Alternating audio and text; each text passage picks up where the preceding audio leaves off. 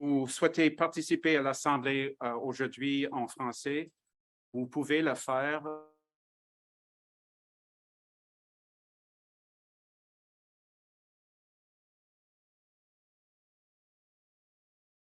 federal regulator of patent agents and trademark agents with staff and licensees living and working throughout Turtle Island, that is North America, a land that has been inhabited by Indigenous people from time immemorial. Today, we are gathered in Ottawa on the unceded, unsurrendered territory of the Anishinaabe Algonquin Nation. As CPATA regulates licensed patent agents and trademark agents, we acknowledge how concepts of idea ownership may differ across cultures, and that our global intellectual property system may not adequately protect and promote important forms of Indigenous traditional knowledge and cultural expression. I would like to outline to you the order of proceedings for today's annual general meeting for the college. I will shortly introduce the members of the board and our senior management. Following the introductions, we will provide an overview of CPATA's work to date and present CPATA's strategic plan, which will provide you with insight into CPATA's objectives in the coming years. In the second half of the meeting, we will speak to the college's financial position. We will offer an opportunity to ask questions at times during the presentation. We know that many have questions about CPATA's new bylaws and specifically the new fee structure. We will make sure to leave enough time to address those questions that you may have about the bylaws and the fee structure. And we don't mind a bit if we go over time to ensure that your questions are answered to the best that we can do with the time available to us. And we will be hosting a reception after the annual general meeting, and we encourage all of you to attend and to speak to all of our directors and senior management directly if you have further questions that you'd like to address with us at that event. I'd like to now introduce the board of directors. The board of directors is comprised of a majority of members appointed by the Minister of Innovation, Science and Economic Development, and a minority of members elected by the licensees of the college. As of February the 2nd, 2023, the board has a full complement of 4 elected and 5 appointed directors. And as I introduce and give a thumbnail sketch of their respective backgrounds, I'd ask each director to stand as I introduce them. In alphabetical order, Iris Almeida Cote.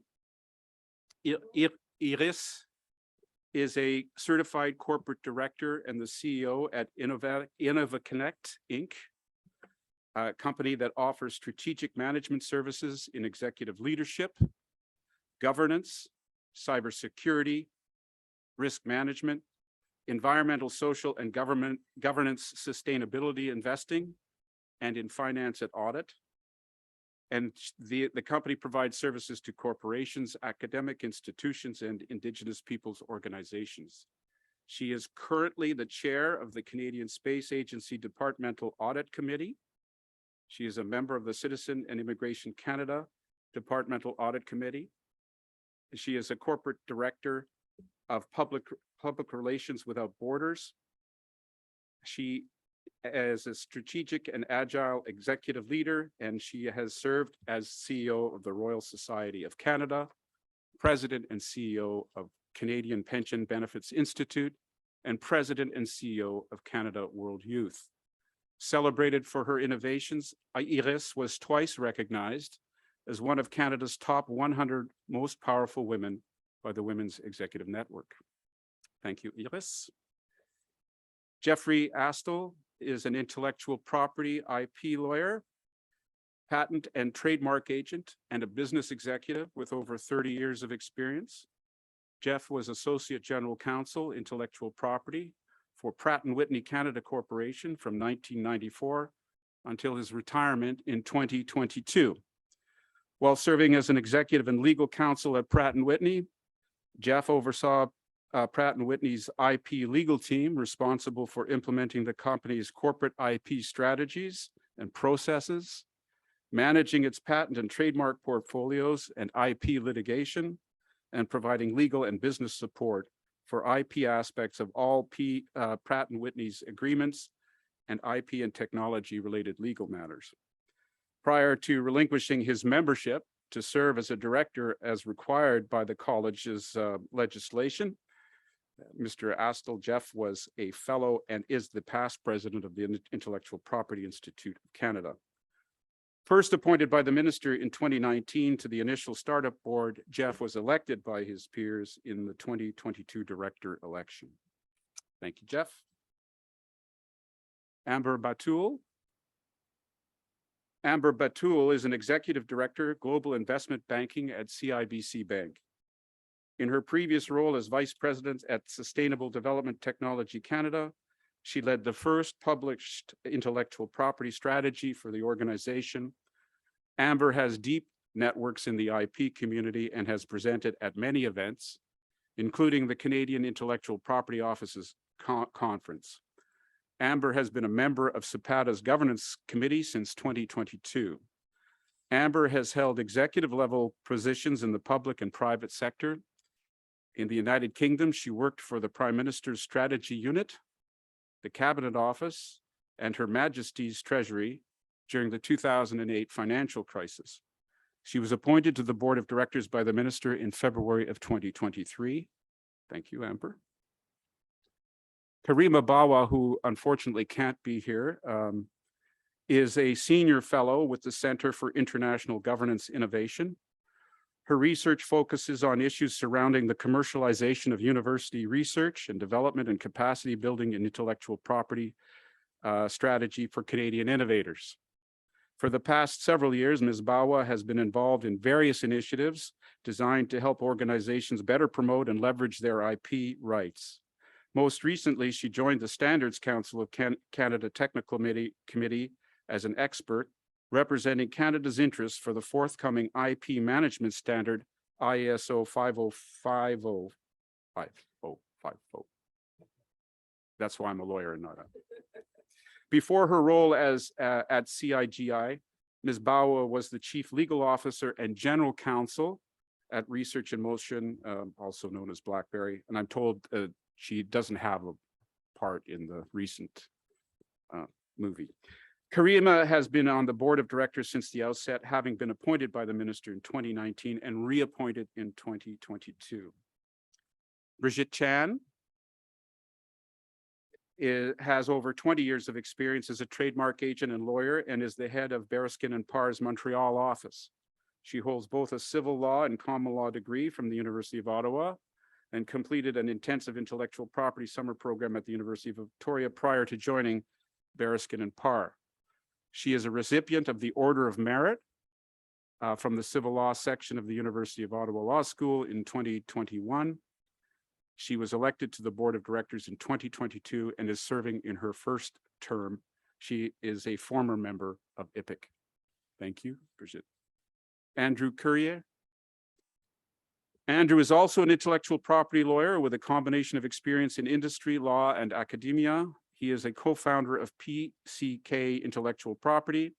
Andrew's industry experience includes acting as general counsel for a publicly traded flat panel display company, IP counsel for a Silicon Valley startup, and engineer for the automotive industry. In law, Andrew has practiced IP law for several years with 3 of Canada's national law firms. In academia, Andrew held a teaching appointment as adjunct professor at Western University in London, teaching patent law from 2000 to 2007. Cited by the Supreme Court of Canada, he is also co-author with Stephen Perry of Canadian Patent Law, 4th edition, and he was elected in 2022 and is serving in his first term. Thank you, Andrew. Leonora Hoyka. Leonora has over 35 years of intellectual property law experience in both private and corporate practice.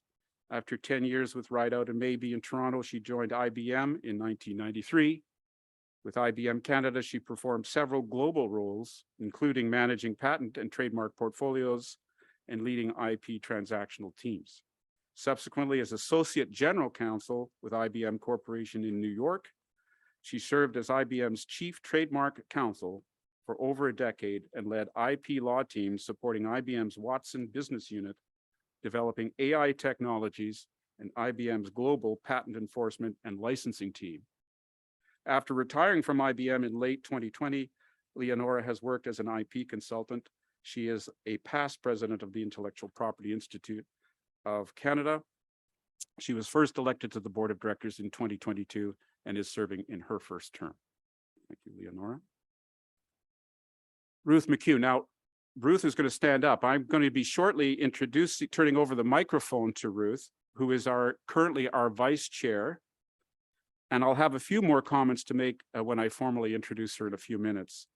Suffice it to say, at this stage of the proceedings, that Ruth is a professional accountant with significant financial accounting and auditing experience in corporate governance, and experience in other regulatory and public interest organizations. And she was appointed in 2019 and reappointed by the minister. As some of you may know, I am the first and outgoing chair of the CPATA board, having been appointed to the position by the minister in 2019. I've been involved in professional regulation of the legal profession since 2007, when I was first elected as a bencher of the Law Society of Ontario, the regulator of the legal professions in Ontario. I served on numerous regulatory committees and led several regulatory reforms before being acclaimed the treasurer of the Law Society in 2012, and I served in that position, which is the highest elected position, and the chair of that board of directors from 2012 to 2014. In addition, I served as the Ontario representative to the Council of the Federation of Law Societies of Canada for 5 years, on its executive for 3 years, and as its president in 2014 and 2015. I'm a founding partner in Conway Litigation, which is based here in Ottawa, and I have been a member of the Law Society's tribunal, serving as an adjudicator since 2007, and vice chaired that tribunal for several years. Now, a little bit about the college. In creating CPATA, the Government of Canada created an independent regulator of the intellectual property profession in Canada and gave it a statutory mandate to regulate the profession, the IP professions in the public interest.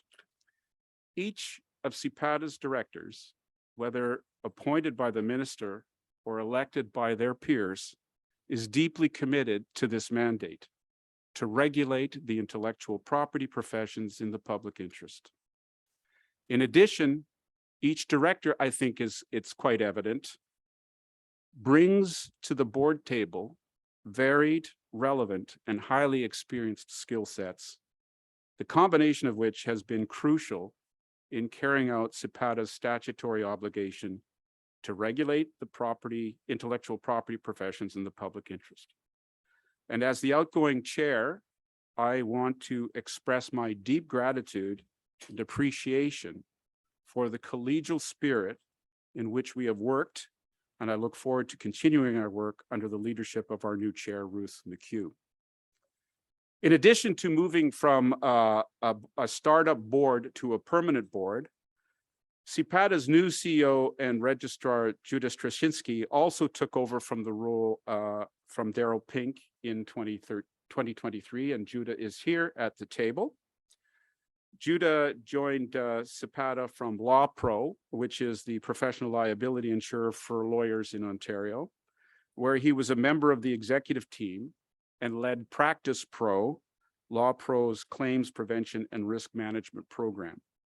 Prior to that, Judah held the role of strategic policy counsel at the Law Society of Ontario, where he provided creative but practical policy advice to addressing challenging regulatory issues. Judah's background, I can say, and the board agrees with me 100%, is one of dynamic leadership in the forefront of legal services, risk, regulation, and rights, a combination that makes him uniquely suited to lead this modern regulator. And finally, Jennifer Slabotkin is the Deputy Registrar and Director of Registration and Education, and was CPATA's first full-time employee, having joined us in 2021. Jennifer has almost 13 years of experience in professional regulation, having previously worked with the Chartered Professional Accountants of Ontario, and the College of Denturists in the areas of regulation, policy, and program development, and entry to practice and continuing competency. And CPATA's board and the CEO and executive team are supported by a small but mighty staff of only 5 other employees. And they're all, some of them here, I'm not sure, some of them are here in the back. So in 2022 was the first full year of operation for the college after the CPATA Act came into force in June of 2021. It was a milestone year with progress made on many fronts. Prior to the enactment of the CPATA Act and the creation of the college, patent agents and trademark agents in Canada were, by today's standards, unregulated professionals with limited public oversight. As part of its innovation strategy, the Government of Canada recognized that independent, competent, and ethical intellectual property professionals regulated in the public interest was not only desirable, but necessary in Canada's innovation ecosystem. With the creation of CPATA, the intellectual property professions are admittedly experiencing significant change. Some may even say upheaval, as professional regulation is introduced and new and transparent standards are promulgated. With the introduction of independent professional regulation comes the introduction of standards of ethics, standards of competence, standards of discipline, and the enforcement of those standards. Ultimately, the introduction of professional regulation will benefit the intellectual property professions, but the primary objective of the CPATA Act is, quite properly, regulation of the intellectual property professions in the public interest, not in what segments of the profession believe to be in the interests of the professions. CPATA now oversees all aspects of regulating the professions, including setting patent and trademark competencies, developing and administering defensible exams and entry to practice requirements, managing the public register, overseeing continuing professional development, and enacting and administering a complaints and discipline system. As you may know, CPATA began planning and operations in 2020 at the height of the COVID-19 pandemic. The college received no startup funding from the government, but soon got busy building a regulatory framework. Initial startup activities were funded by the directors personally, and eventually by an initial startup loan that we were able to negotiate with RBC Bank for just under $1 million. The college officially began operating as a professional regulator in June of 2021. This including taking over all data from CPO, addressing data gaps and migrating it to a cloud-based regulation management system. It also included taking over the examinations, which ran virtually for the first time in the fall of 2021. In that time, to preserve its limited financial resources and in recognition that the geographic scope of the college's jurisdiction was enormous, necessity became the mother of invention, and the board decided to implement a permanent virtual workplace, thereby avoiding the significant expense of leasing and fitting up space and broadening the pool of available talent from throughout the country, no matter the employee or contractor's physical location. CPATA hired 6 full-time staff and secured external contractors to make the best use of the limited financial resources available to us. CPATA has come a long way in 2 years. While there is much development still to be undertaken, we have made significant advances toward our goal of establishing the college as a best-in-class, right-touch professional regulator. We have introduced a professional responsibility system, agent competency profiles on which to base entry to practice and ongoing competency requirements, and professional liability insurance requirements, among other standards. All these elements work together to elevate the patent agent and trademark agent professions, protect the public, and make intellectual property professional services more broadly accessible in the innovation economy. In 2022, CPATA balanced daily operations with startup initiatives and large-scale projects, ensuring that our efforts remained focused on the public interest. And our full annual report can be accessed at the link that you see up on the slide. Still a young regulator, our priority was working towards establishing systems to achieve regulatory objectives. For example, we established technical competency profiles for patent agents and trademark agents based on key data obtained from a survey of hundreds of our licensees. We introduced new standards of professional liability insurance. We improved and administered 2022 qualifying licensing exams. We educated licensees on their professional and ethical obligations. We responded to complaints about agent conduct. We are studying pathways to licensure, and we completed necessary amendments to the CPATA Act and the college bylaws. We undertook a large-scale survey of the profession. Thank you to all of the licensees who took time out of their day to complete the survey. 549 patent agents and trademark agents completed CPATA's survey of licensees in August and September. Questions covered demographics, professional activities, practice information, client profiles, continuing development, professional development, compensation, income, and other questions. This data helps to ensure that CPATA's regulatory initiatives are anchored in concrete data and not anecdotal information or assumptions. The voluntary survey had a high rate of participation, providing robust, statistically defensible, and representative data, and it creates a helpful baseline comprehension of the profession. To be as transparent as possible, we published the report received from our survey consultants on our website. And while this survey offers important starting points, mandatory annual reporting on specific elements by licensees would be a much more comprehensive way for CPATA to collect the information required to provide effective regulation year over year. And this is a common practice among regulators, and we are looking into implementing this kind of a policy in coming years. CPATA added a layer of public protection to the delivery of patented trademark services by requiring that all licensees have adequate professional liability insurance by December 31st, 2022. Insurance is an important way in which CPATA can safeguard the public interest. The CPATA Act includes a legislative requirement for licensees to hold professional liability insurance. CPATA consulted with subject matter experts in 2021 to establish right touch requirements for insurance, which adequately address real risks, including those related to the global nature of intellectual property practice. At the same time, we remain sensitive to the fact that overlapping insurance costs are impacting some licensees who are also lawyers. And we continue discussions with Law Society insurers, providers to seek to reduce costs to licensees who are also lawyers. CPATA's mandate is to protect those who use patented trademark services, including by appropriately addressing concerns about the behavior of licensees who offer those services.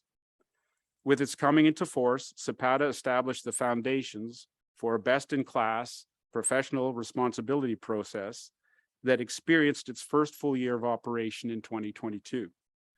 CPATA's approach is to make sure licensees have the information they need to behave competently and ethically before they make a mistake. We want to proactively prevent issues from arising wherever possible and have focused our professional responsibility efforts accordingly. We have responded to 30 ethics inquiries in 2022 and published 9 ethical analyses articles that were reviewed a total of 2,241 times on the CPATA website. We do, as a regulator, have to accept, have to investigate, and times we have to escalate complaints. In 2022, we received 12 agent conduct inquiries. The most common themes are around conflict of interest, unreasonable fees, poor quality of service, and inadequate practice management systems. 9 of these were resolved through early resolution mechanisms, and 3 have been referred to investigation. CPATA is seeing an uptick in concerns about agents in 2023. As of April 17th of this year, we have already received 7 agent conduct inquiries and 2 complaints. CPATA will be holding its first hearings in the coming months, which will be held virtually and will be live streamed on YouTube. It is still early for CPATA to evaluate trends. We don't yet know whether complaints now are being received because there is a new complaints mechanism such that people are now coming forward where they might not have in the past, or whether the pace at which we are receiving complaints will be our go-forward trend. We will need more time to develop a better understanding of the nature and severity of these complaints. At the same time, given the number of complaints that we have received to date and the nature of the complaints which must be addressed, we are expecting that there will be need to increase funding to our complaints and discipline efforts in 2024. We are also going to need to prepare for the potential of lengthy and financially intensive prosecutions. This includes building a reserve that would cover the cost of important litigation. Before I pass the microphone to our incoming chair, Ruth McHugh, I want to provide you with a brief introduction to Ruth. Ruth is a professional accountant, has an FCPA designation, and a governance specialist with significant experience and understanding of regulatory environments and their impacts on the innovation ecosystem. She has held executive roles in both public and private sector organizations. Now in private practice, Ruth recently led executive oversight of Alberta's Legislative Assembly Office and has served as the Chief Operating Officer of the Office of the Auditor General of Alberta. She also co-chaired the Alberta Accountants Unification Agency, and in that capacity was a key player and leader in the successful merger of the CA, CMA, and CGA accounting designations to create the Unified Chartered Professional Accounting, or CPA, designation. Her finance, governance, and regulatory acumen are invaluable assets to CPATA's board. And on a personal note, I can say that Ruth has been a congenial and diligent colleague on the board. Always prepared, Ruth pays attention to and sweats the details of corporate governance and oversight.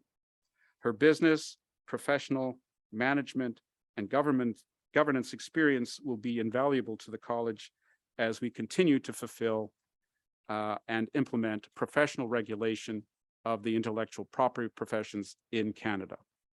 So I will now cede the floor to Ruth, who will tell you about the college's activities in the coming months and years. Ruth.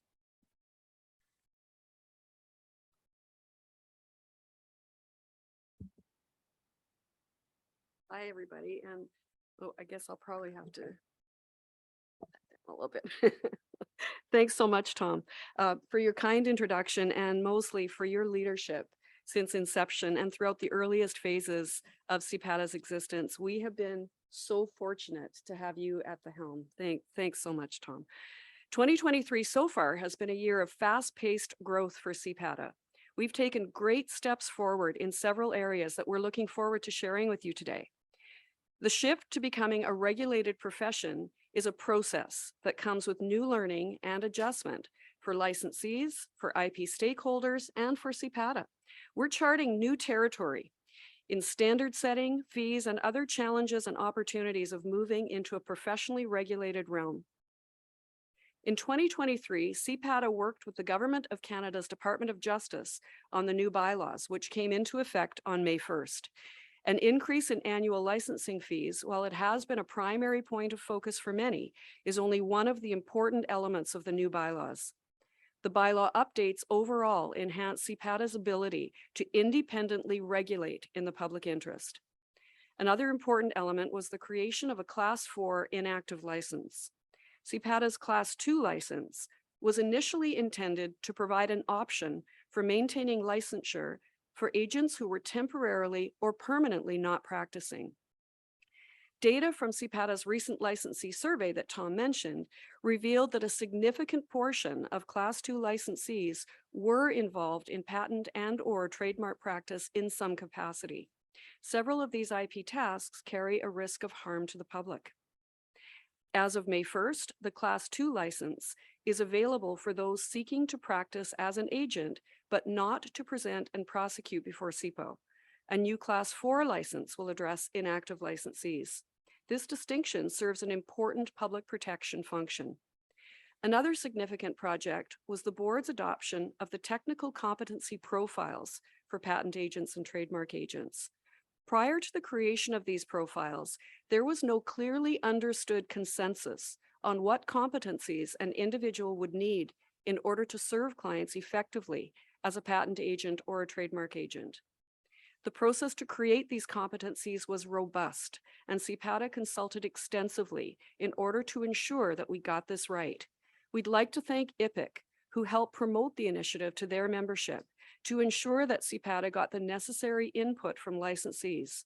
Thank you to all licensees who participated so that CPATA could right-size the competencies and combine the global aspects of IP with Canada's specific needs.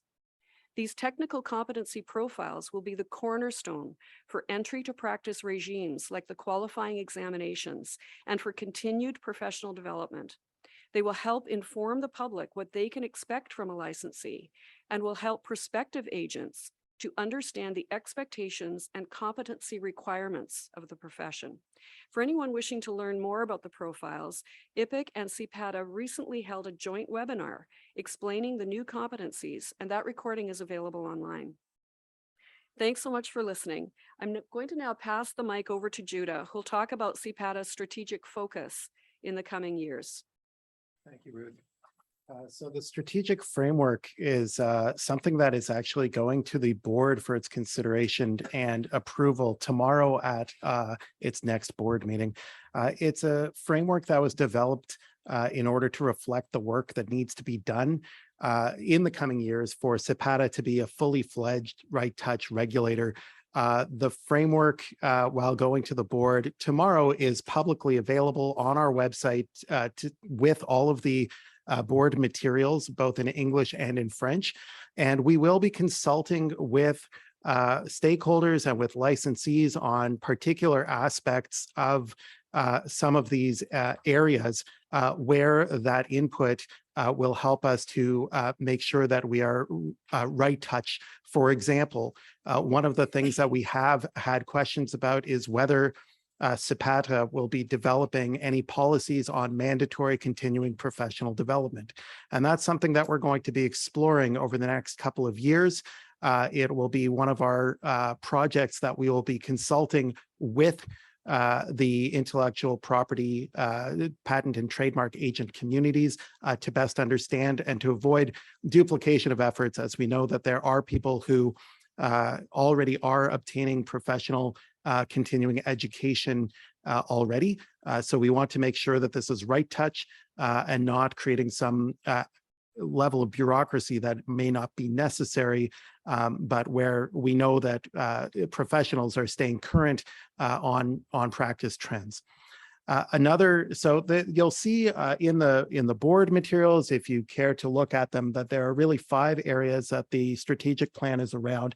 And if you look at the slide, the 5 areas, it's kind of like having the 3 core pieces in between the sandwich. The bread and butter pieces of an organization include the organizational and regulatory infrastructure and governance.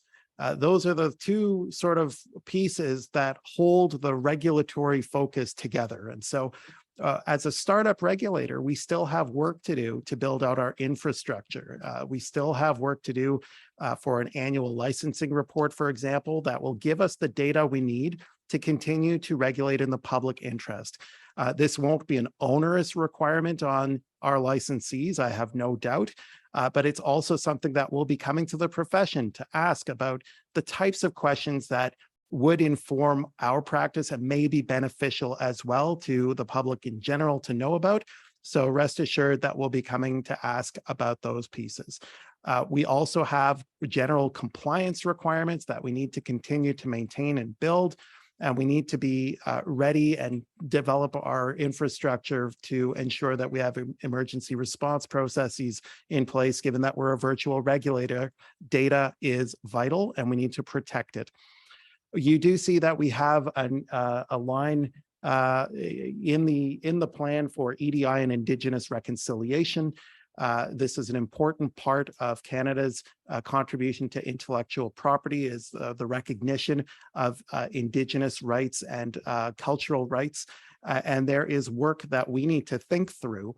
And it really is thinking work. And there are lots of partners who have already done excellent work, including ISED and IPIC, and we'll be working collaboratively to understand what, as a regulator, we should be considering both for our governance and internal operations, but also in terms of licensee regulatory knowledge and best practices going forward. We're going to be looking at professional development and competency quite extensively in the next 2 years. This is going to be a primary focus area. So we already know that the exams are being changed to reflect our competency profile that came out earlier this year. And by 2024, we'll have new exams that test to those competencies, which is a significant development. We also have additional pieces of the competency profile to complete, and we are going to be looking at CPD. The additional piece that we'll be looking at are the pathways to licensing. And we've already started some of this work and have communicated about it, about the start of that work. But there are open policy questions that any regulator needs to look at about what are the best ways to teach to new competencies.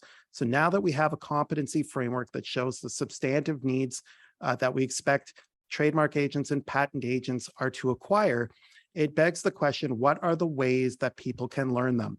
What are the ways that we can instill those values, instill those professional competencies, those skills and judgment? How do we get people along? And so there are different regulators who regulate intellectual property agents around the world, and there are different solutions that have been right-sized for different jurisdictions. Here we have a model that predates the competency profile.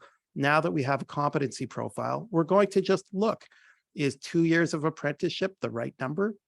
Are there other ways that we might instill knowledge? So we'll be opening that up and we'll be looking at it and exploring what are the pathways that might be suitable for the future of the trademark and patent professions. We'll be consulting broadly on that, and it will be a matter that we'll go slowly on to make sure that we have the evidence that we need based on best practices in continuing education and in terms of the competency profiles that have been set and what we expect modern IP agents, trademark agents, and patent agents to be able to accomplish.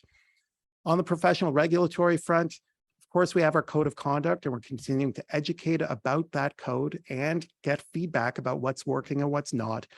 We're also continuing to develop the complaints and discipline experience, as Tom alluded to.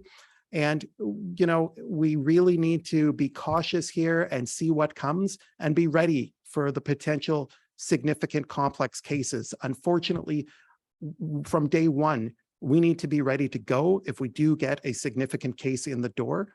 And so we're going to have to build for that and do so immediately.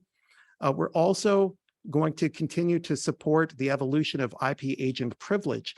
An independent regulator recognizes that clients ultimately need to be able to share and know that there are professional secrecies in certain environments, and we're welcoming the opportunity to continue to explore which levels of professional secrecy or privilege ought to be applying to regulated professionals in the trademark and patent space.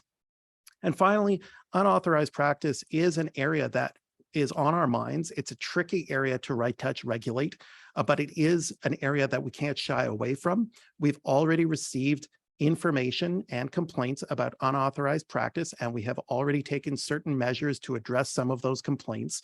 We expect that these will continue to be received, and we need to be ready in case we need to utilize the tools, the full arsenal of tools we have available to us, which might even include going to seek injunctive relief, which is not an inexpensive option for a regulator. And so we need to start thinking about that, because that is an element of our public protection mandate, and we need to be ready to jump into act if necessary. Around all of this, of course, there's the governance framework. We need to maintain fiscal responsibility. We need to build a sustainable model for the college that is right touch and that recognizes risk as well as opportunities. And we need to continue to effectively govern in the public interest. And all of that, our dedication is to enhancing our relationships and communication with stakeholders, with governments, and with members of the IP ecosystem who have already been sharing their views about what further innovations are required in order to secure intellectual property rights for Canadian innovators. So we'll have more to talk about tomorrow, where the board will be receiving this strategic framework for its adoption. But we wanted to signal to the profession and to those watching today and to stakeholders that there's still work to be done. It's not that we were one and done on startup. The regulatory build is ongoing. And as a professional regulator, it's incumbent on us to continuously improve and continuously review the trends. And that's got to be based on evidence.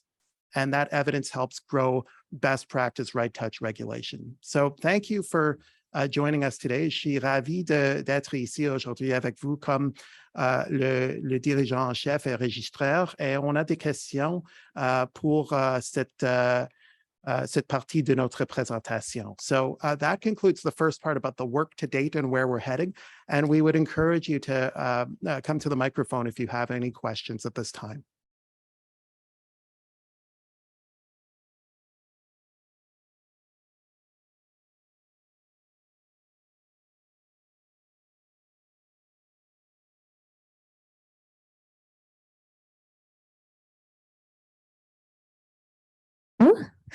So the question we received from an online participant is, why does the complaints platform make public complaints for which a final decision has not been made? The complaint may ultimately not be justified and yet could contain potentially defamatory remarks that harm an agent's practice. It's an anonymous attendee online. So it's an excellent question, and it's a balancing act always. And so our act actually precludes us from naming people in our initial complaints processes. We do not publish, for example, the names of people who have just been subject to a complaint. It is not at that point that anyone hears about anything. There is no disclosure of a name when materials go to our investigations committee. If a complaint has not been already dismissed by the registrar, by myself, exercising my discretion, if something goes to the investigation committee and the investigation committee does not believe further steps are warranted, there is no publication of the name. The publication only happens during the submissions of the filing of a complaint to the discipline committee, which is effectively a tribunal that is going to hear the matter. And so it is like a court. And so we have adopted the open courts principle about that. The allegations are not proven, but they are public. And when the matter goes forward, individuals from the public are able to watch the proceedings. And so it is at that point that the name is published. This is also consistent with modern regulation. This is the point at which other regulators, legal service regulators, other regulators tend to publish the name. There are notices of application that generally are filed and are published, and sometimes published quite broadly using newsletters or other materials, but it is generally understood that nothing has been proven until there is a decision rendered by a committee and perhaps ultimately reviewed and either affirmed or overturned by a court. And so that's where we start the publication process, but it is certainly not all of the complaints that we have received where somebody's name appears publicly. And it is only where the public interest on balance suggests that we should let people know that the complaint is moving to a hearing, that we do so.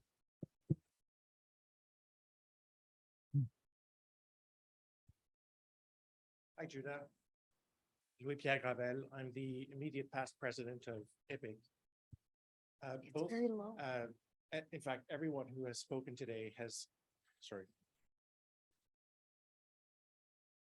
I thought my voice would carry it. That's okay. Can you hear me now? Is it going through?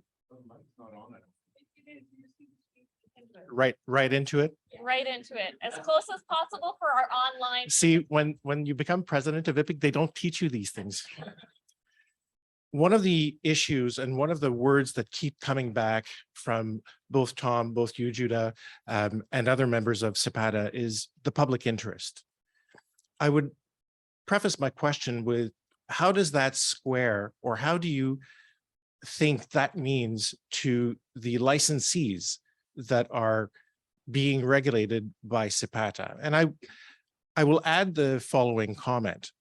As a person who's been involved in the profession for over 25 years now, and recognizing the work that the licensees have done over the years, it appears to me that the level of involvement and volunteerism from the licensees in terms of advocating for a modern regulatory framework in Canada for IP services.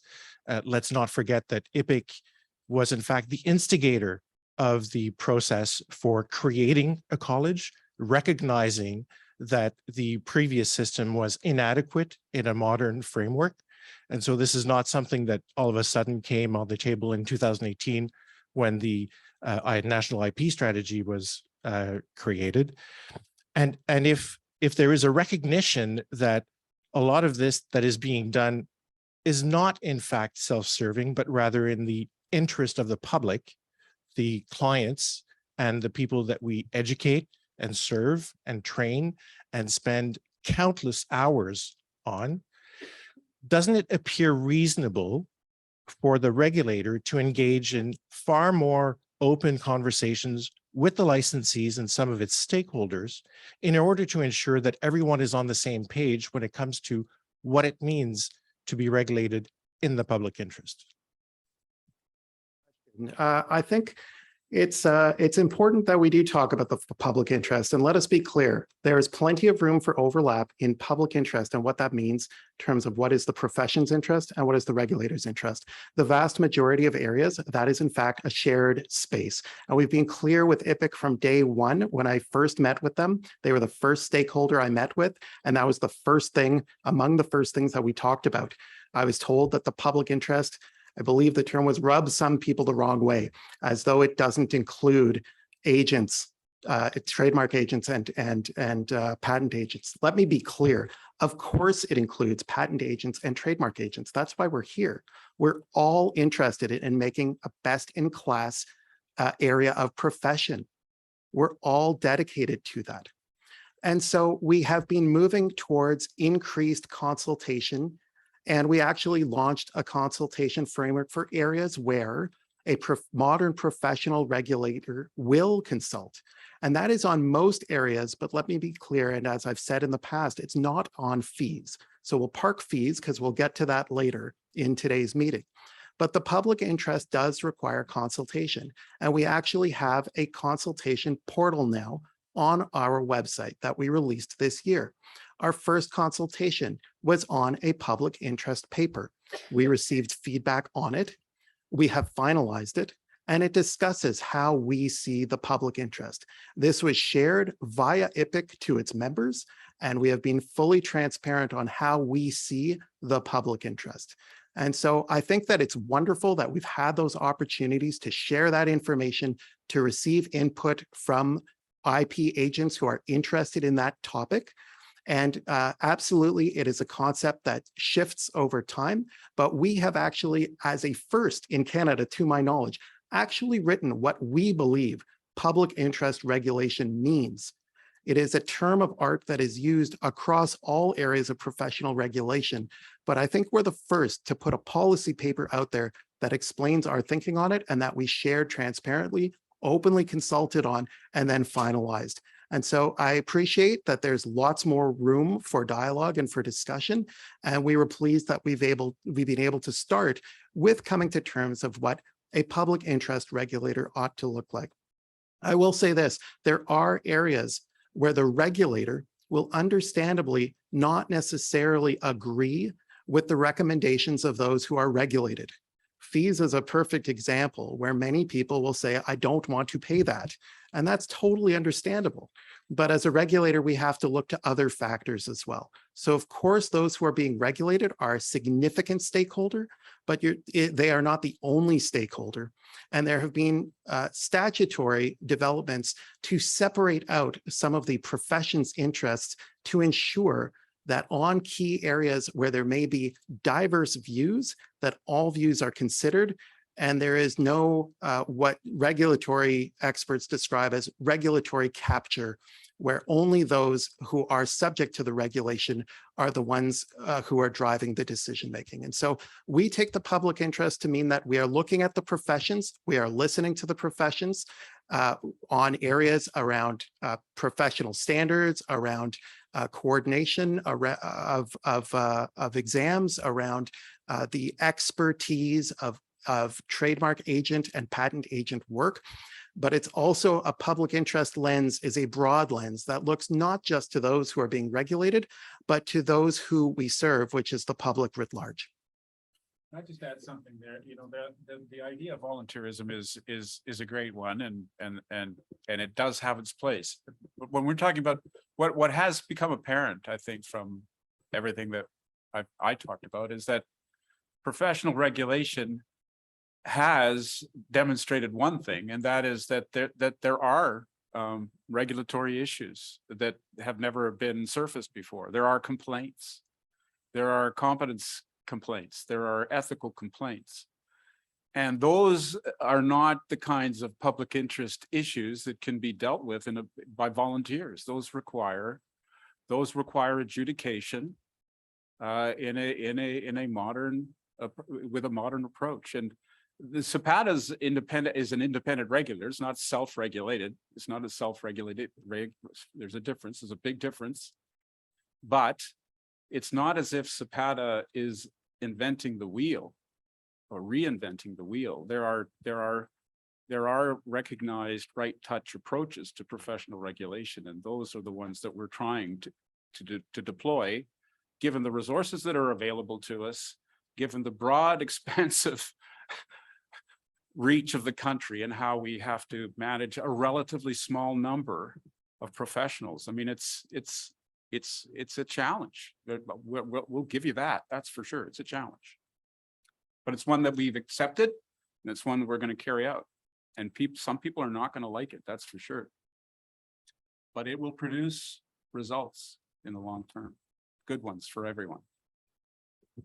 So I think I don't see other questions here. There's one more question from online, and then we'll move to the next area. Yeah, there's a question about exams. When we'll be releasing more information on the nature and content of the exams, and will IPIC be involved to update their exam preparation course? And there are a few other questions online, but we do have another question period that will follow our financials. Okay, thanks, Dana. I'm not going to speak for IPIC. I know that IPIC has in the past provided a very useful exam preparation, and I know that they were probably waiting with bated breath to see the competency profile so that they could consider what next steps they may take. As for our materials, we are in the process of preparing the materials, and we expect that we'll have a further update in a couple of weeks. So please stay tuned, and we will be able to communicate with our C3s about those when the time comes. So thank you for the question. Okay, I'm going to invite our fractional CFO, Sean Walker, to join us. Sean is one of our one of our part-time staff who help us on the financials. Again, we're Fractional C-suite experience. exactly. So thank you, Sean. All right. Thanks, Judah. First time I've been called outsourced financial services, but never fractional. So Oh, that's a sorry, new one. Thank sorry. you. Okay. Greater as- than the sum of the parts. So as Judah said, I'm Sean Walker. I'm the CPATA's outsourced partial fractional CFO. And I'm going to be speaking about the financial results and the audit from 2022. And just a quick note that the audit report, the financial statements are available on CPATA's website, and a snippet of the financial statements is also available in the annual report. Okay. Perfect. All right. So the first slide here is just a quick timeline of the financial governance changes since last year. We were in this room last May. So the CPATA has formed the Audit and Risk Committee, which has taken over the reins from the board for all things financial audit risk. And they met with the auditors from Grant Thornton during the 2022 audit process. And I'm glad to say that the result of the audit is that Grant Thornton's opinion is that the statements were presented in a fairly, fairly in all material respects, and therefore we received a clean audit opinion. And then also a quick note is CPATA is a not-for-profit entity for accounting and tax purposes. So we don't have to file a income tax return or pay taxes, but we do have to file an annual information return with CRA. Okay. So into a bit of the financial information. So from the statement of financial position or balance sheet is the more commonly used term. This really shows the financial health of an organization at any given point in time. So at December 31st, 2022, we had assets of 535,000, which was up from 500 the year before.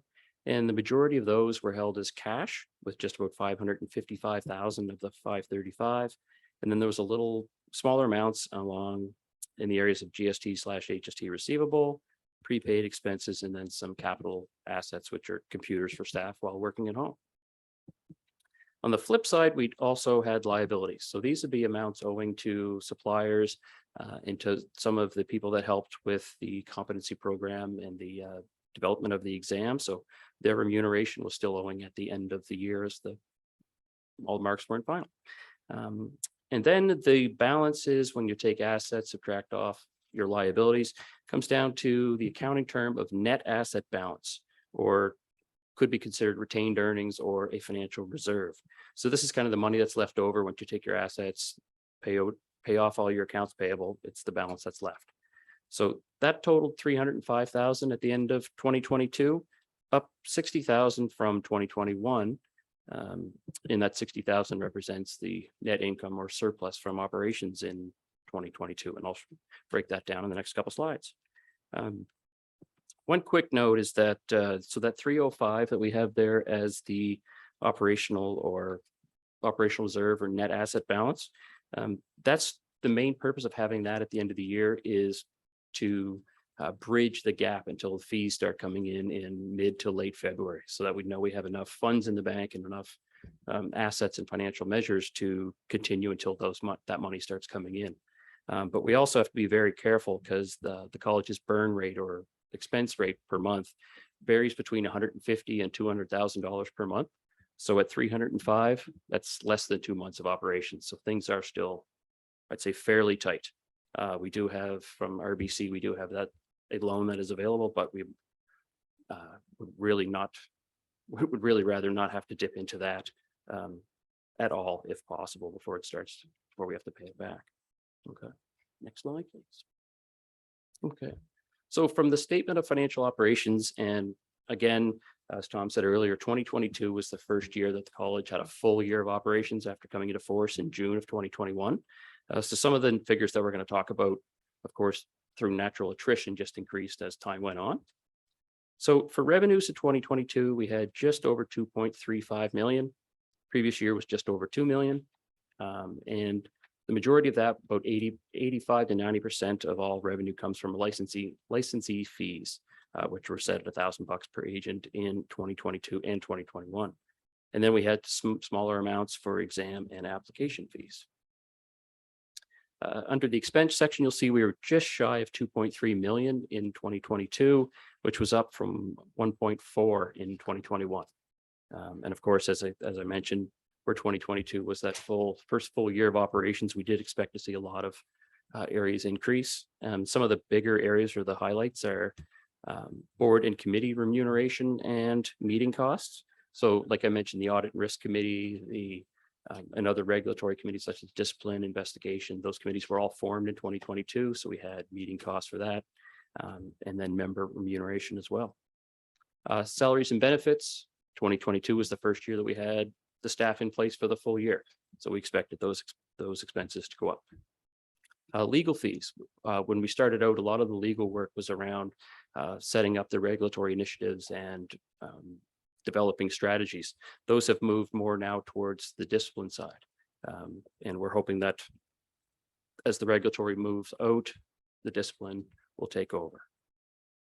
Professional fees such as human resources and recruiting, accounting, me, and my team, communications, and some other areas as well. Administration costs. So this is where it was the first full year in 2022. Those did go up, not significantly, but in conjunction with the full year, and then translation fees. So all of that brings us down to that net income or surplus of 60,000 compared to 2021, where it was much higher at 634. But that was really, 2021 was really the catch-up year from 2020 onward. Okay. And then our next slide deals with the net assets or the equity. So as I mentioned, where we had 305,000 at the end of 2022, surplus that came in 2022 to bring us from 245 up to 305. We actually budgeted a surplus of 80,000 in 2022, but came in about 20% lower than that at the 60. And why I mentioned this is that it's so key is to have those financial reserves and resources in place especially for that January, February period. Okay. And then last note was on our cash balance at the end of 2022, as I mentioned earlier, was the 455,000, which is key again to enable us to float till the fees start coming in. We do see the majority of the fees come in like mid-March, but there are some people who pay in February, which is a much needed cash influx. Okay. And that is it for 2022. Now, Judah's going to talk a bit about the budget for 2023 and beyond. Yeah, thanks, Sean. I mean, this is the AGM for 2022, but we want it to be forward, forward thinking and as transparent as we can about where things are at. Our budget was made available on our website before it was adopted. It was adopted by the board late last year. The budget detail, the breakdown, the explanation is all available on our website. The budgeted revenue was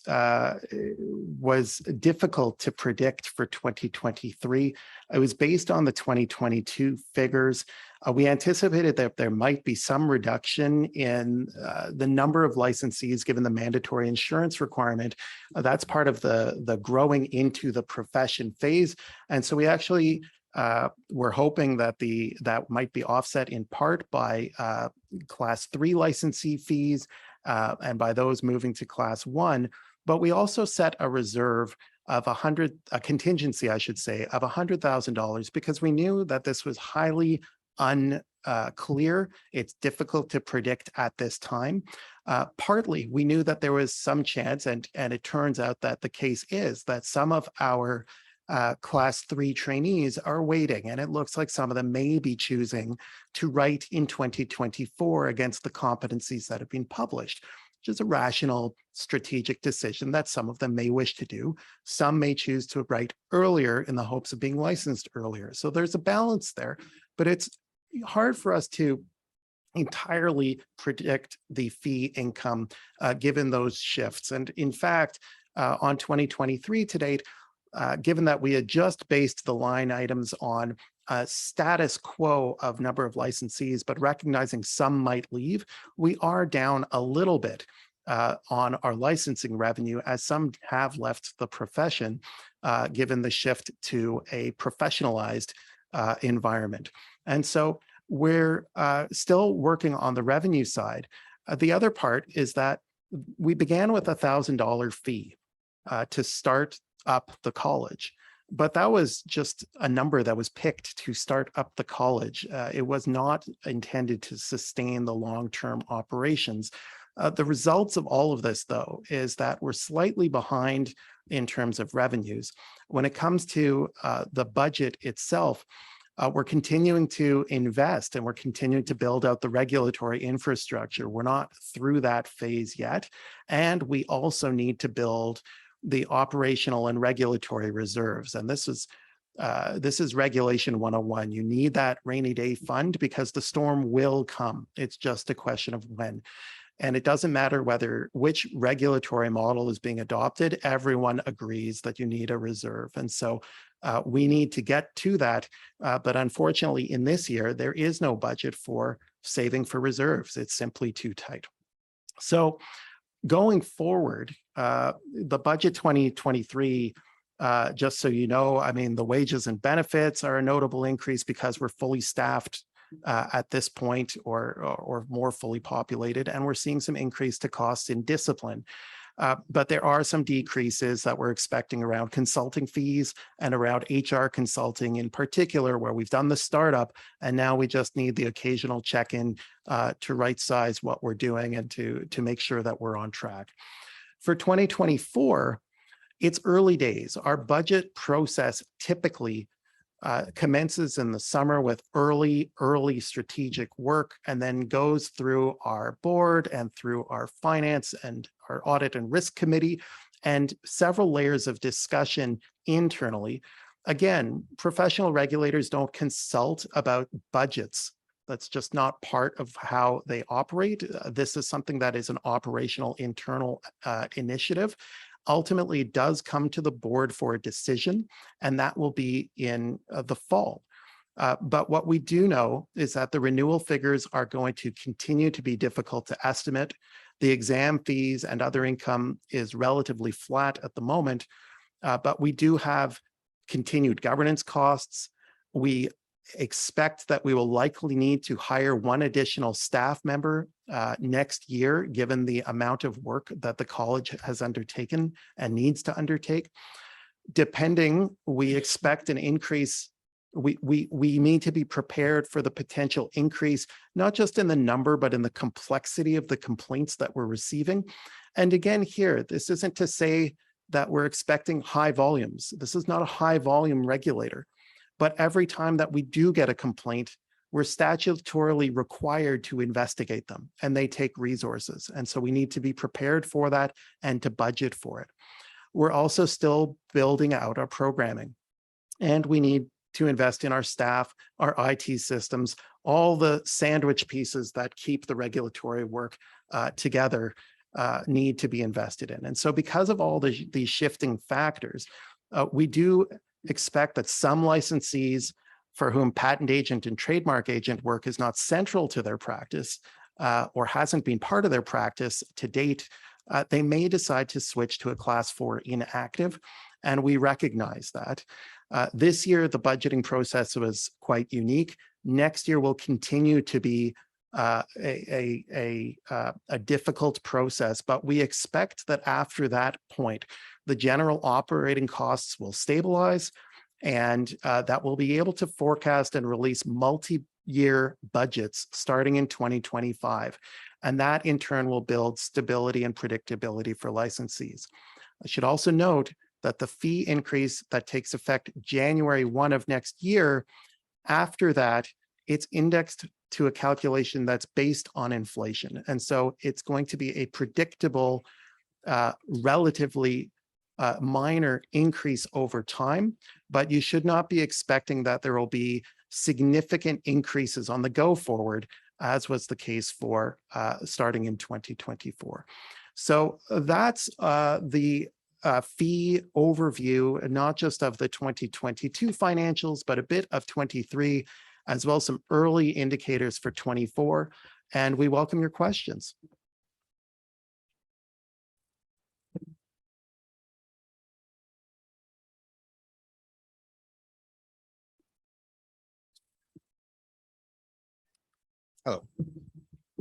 Check, check.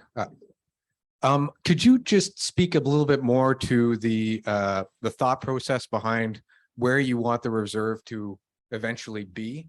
Because obviously the fee increase, an 80% increase is substantial, and I'm trying to get a sense of how much are we just rushing to get to a target reserve number, and if we hit that and we find out we don't have to sue a lot of people or run a lot of injunctions in that, what's sort of the go forward in terms of reevaluating?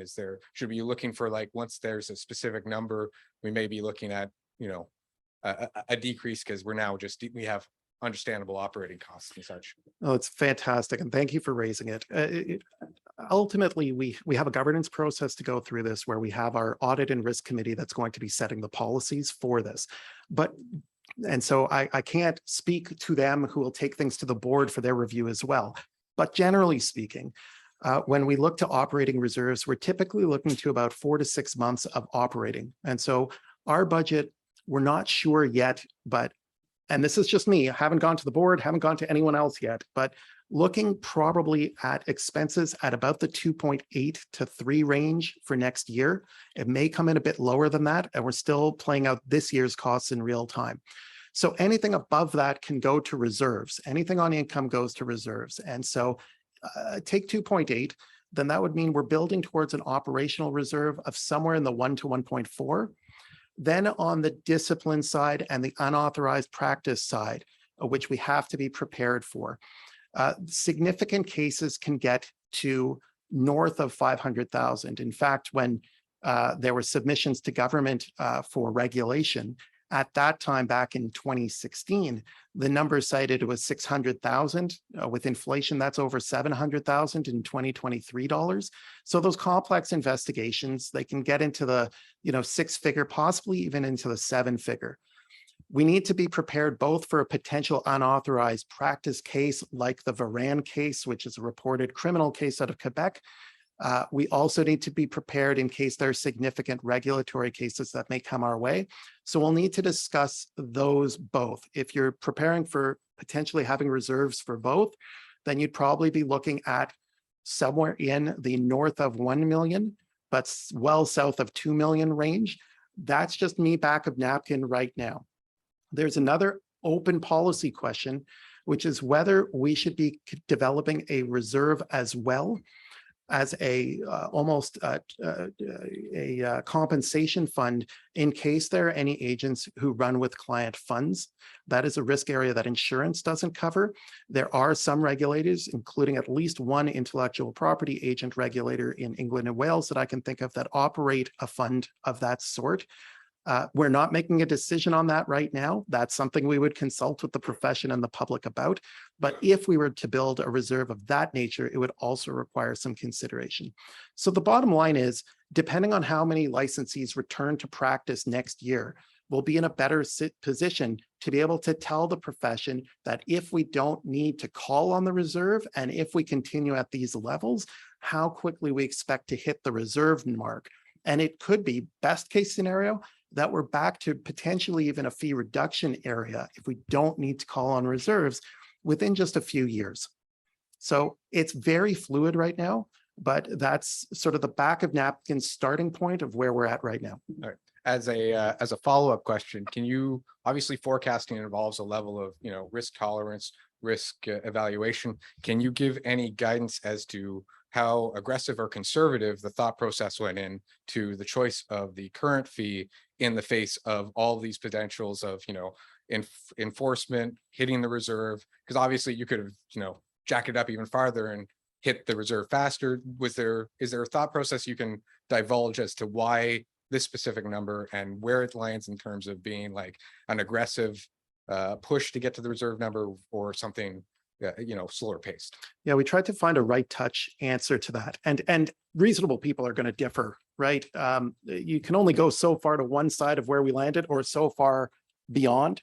I think there were some who were quite adamant that we shouldn't get higher, and that's fair enough, right? What we did is we looked at what we expect the costs of the significant cases would be, and we looked at what some of the reserve policies and certain other regulators are, generally speaking, and tried to think, okay, we're at risk right now. right? If a major case hit tomorrow and we had to act, we'd need to call on our line of credit.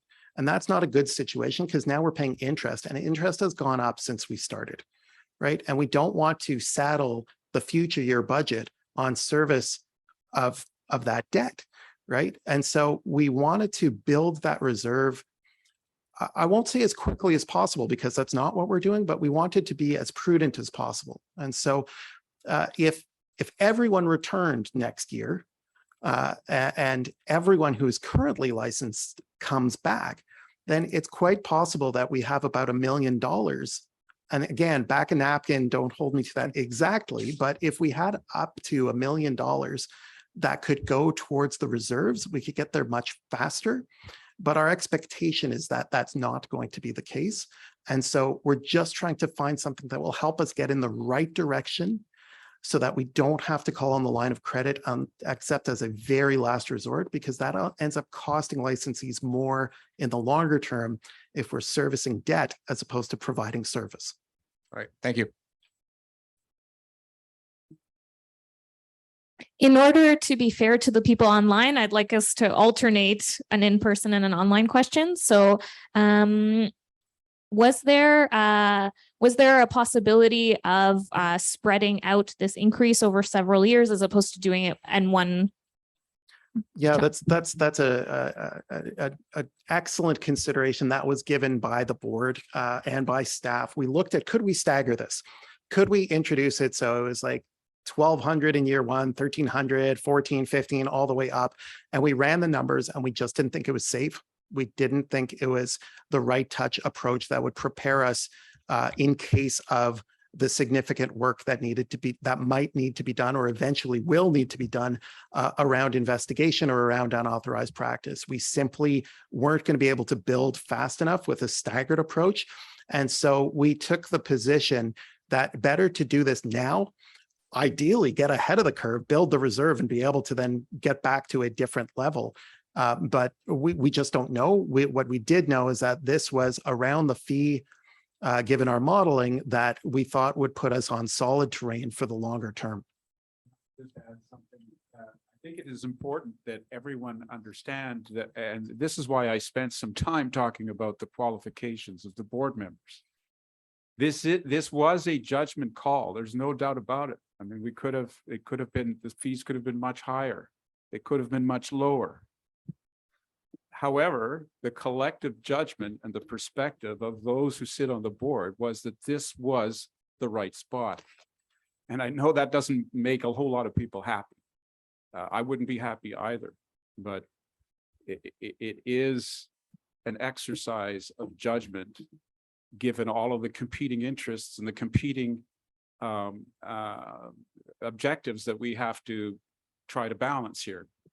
On the one hand, we don't want to be overly burdensome to a relatively small set of professionals.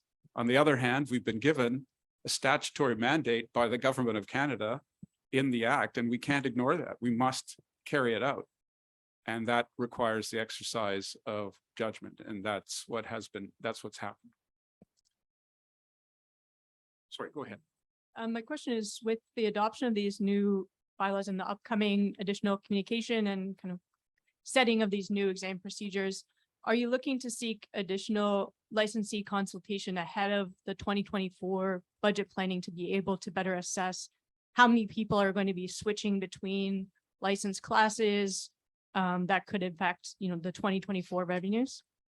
That's a great question. It's something we can certainly consider doing. It would be very helpful for us. And so we have talked about potentially surveying probably closer to the fall. And one of the reasons for the fall is this. We are in discussions with insurers as well. There is an issue, and we are very well aware that there is an issue for some who are lawyers who are also working as trademark agents or patent agents, where there is significant overlap between insurance coverages between what is required by CPATA and what is required by Law Society designated programs, and they don't match. And so some people are paying for very narrow differences in coverage, and we are in discussions with some groups around what, if any, change there may be. I cannot promise anything. It is outside of our realm to determine whether or not those programs shift. But for some who might be on the fence about whether to continue as patent agents, given costs, if it turns out that before they had 2 policies and then they can just have 1 again, that might be a factor for them to consider. And at least one program will be deciding on its program by summer. So we'll at least have that knowledge as well that we can share, and that might help influence decisions where we can then turn to the profession and survey. Next online. Yes, so there's a question about practicing lawyers who are regulated by a law society. Is there an option for an agent class at a reduced rate? So the answer is no. The board and staff, I think, all see an agent as an agent as an agent. It does not matter how you came in. There are those who are regulated as lawyers who are also regulated as trademark agent or patent agents. There is significant overlap, but there are exclusive areas of practice for which you need to be a trademark agent or a patent agent. And that's the area that we exclusively regulate in. We also know that there are engineers and other professionals who are also subject to professional regulation. It becomes a really tricky thing to try to right size the regulatory pool by creating different classes based on which regulator you also are a part of. And, you know, in talking about this, we know we're the new kids on the block, but if we were the incumbent regulator, so to speak, we doubt that the others would be looking at a fee reduction simply because somebody was regulated by CPATA. So we just don't see how that would be a viable and fair approach for those who ultimately are all given the same grants, same rights as being regulated through CPATA. Just maybe more of a comment than a question, but I keep hearing, I mean, the comments about transparency and openness are great. I just don't understand why the fees or bylaws in general, why certain aspects need to be divorced from that approach. I understand that you ultimately will make the decisions, but I think it's a real privilege to regulate this profession that advocated for decades for the formation of a form of regulation. And I just don't understand the separation between the consultation, because to me, it's almost like the proof is in the pudding. I got a feeling of, or everyone got a feeling of sticker shock, if you will. And I just think that's more indicative of this lack of openness, perhaps, and transparency that you want to engage, want to promote, because yes, you have to regulate for the public interest. Great. And you commented about the overlap. Yeah, I think you want to have the confidence and appear credible. You want to have the confidence of the members that you are regulating, and the lack of consultation, discussion, at least explanation to an extremely analytical audience is difficult to stomach. Okay, so let me just deal with that. I'm not sure what impressions or ideas or thoughts or predictions that those in the profession had who advocated for professional regulation, at what price point was an acceptable price point, or what amount per year people who advocated for professional regulation expected it would cost. But I think it should be apparent by everything you've heard today, everything you've seen in our annual report, that we are running a very tight ship. I'm not sure of any, I can't think of any other regulator who consults with those who they regulate about how much they should be charged for professional regulation. Can you name one who actually consults about that? I mean, I'd be interested in knowing. And I don't mean to sound overly, I do have sympathy. I really do, for the fact that there has been a significant increase in the amount that is required to become a licensed IP professional. However, I am a bit, frankly, miffed by the suggestion that a regulator should be consulting those who they regulate about how much the cost of regulation should be. Keep in mind that we're the ones that are responsible for carrying out the mandate that the government has given us. And I think everyone needs to keep in mind that we have to do these things and we have to find a way to do it in a way that makes sense. And as I said before, it does require the exercise of judgment. And it is being exercised by those who've been appointed to act independently in the public interest, keeping in mind that we are regulating a small number of professionals, relatively speaking. But I ask everyone to keep in mind that we're all in the same boat and we're all trying to row in the same direction. We want to have an IP profession that whose standards are transparent, so that, and in so doing, all boats will rise. I mean, that is the experience of every profession that becomes that becomes regulated. The profession, the quality goes up, and the incomes go up, and the numbers in the profession go up. And we're hoping that will be the natural consequence of good professional regulation. And I see some people shaking their heads, and that's fine. People will disagree with me. Well, it depends which way they're shaking their heads, Tom. Yeah, well, some people are clearly not buying what I'm saying, but that's fine. That's fine. I think that's actually good. As a professional, as somebody who's been involved in professional regulation for decades, the fact that people don't like what I'm doing as a professional regulator is actually not a bad sign. It's a sign that maybe we're doing some things correctly. We are running a tight organization financially. We don't even have leased premises. And we are regulating a profession that is not very large. No, There's only one way of doing it. And part of today is the education process from you to us. Yeah. And what I'm saying is, it's the reciprocal side of it is education from the members to the governing So body. maybe I can jump in here. So I just want. we received many submissions after the announcement, and none of it was new. The truth is, on fees, regulators don't consult and take more time to reach decision points on fees, because we know we have people on our board who are from the profession. We have accountants who know from their clients that costs going up is never well received. We have professionals who work on this constantly, who all know no one wants to raise fees. So it's a question of the amount. And the amount was set using the expertise of the board. And those are, frankly, within the full jurisdiction of the board. And so that's what we did.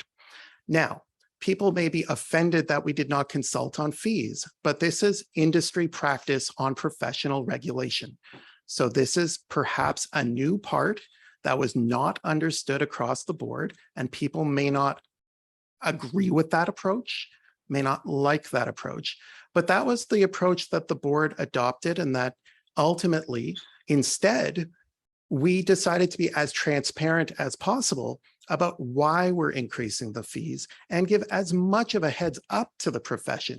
So these only come into effect in January, and fees are due by March 31st. And we told people as soon as we could in April about something that was months to go. And so I understand that people wanted to be consulted at the outset. That was not the direction taken. That is not how regulators typically set fees. That is not how the public expects a public interest regulator to set fees.